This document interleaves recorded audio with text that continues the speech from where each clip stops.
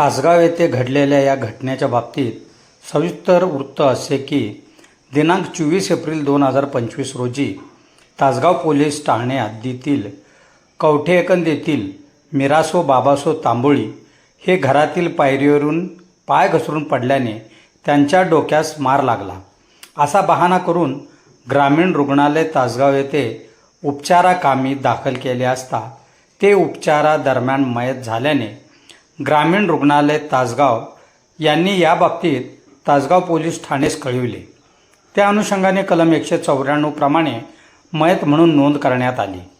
सदर मयताच्या अनुषंगाने साशंकता निर्माण झाल्याने स्थानिक गुन्हे अन्वेषण शाखेस वरिष्ठांनी आदेश दिल्याने सदर आदेशाप्रमाणे पोलीस निरीक्षक सतीश शिंदे स्थानिक गुन्हे अन्वेषण शाखा सांगली यांनी स्थानिक गुन्हे अन्वेषण शाखेकडील सहाय्यक पोलीस निरीक्षक पंकज पवार व स्टाफ यांचे पथक तयार करून मयताच्या मरणाच्या अनुषंगाने तपास करण्याबाबत सूचना दिल्या।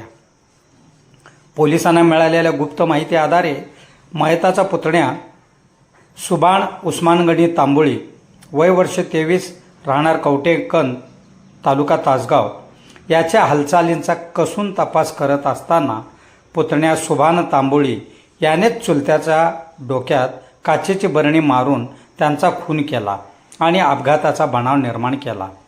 संशयिताला पोलिसांनी ताब्यात घेऊन सखोल चौकशी केली असता सदर खुनाचा गुन्हा कबूल केला। मयत मिरासो बाबासो तांबोळी हे नेहमीच त्याला व त्याच्या आईवडिलांना शिवीगाळ करत होते। घटनेदिवशी तसाच प्रकार घडल्याने राग अनावर न झाल्याने मारहाण करत असताना जवळच काचेच्या बरणीने डोक्यात घाव घातला आणि स्वतःच अपघाताचा बनाव रचला। या खुनाच्या गुन्ह्यामध्ये अत्यंत गोपनीय व कौशल्याचा वापर करत पोलिसांनी घडलेल्या खुनाची घटना उघडकीस आणली।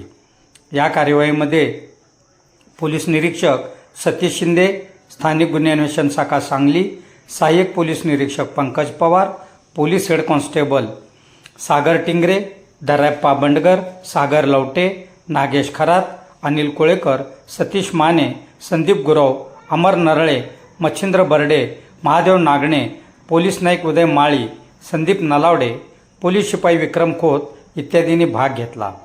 सदर आरोपीस पुढील तपासकामी तासगाव पोलीस ठाण्याच्या ताब्यात देण्यात आले आहे आणि पुढील तपास तासगाव पोलीस ठाणे करीत आहे। अर्धराज्य न्यूज चॅनलला लाईक करा, शेअर करा आणि सबस्क्राईब करा।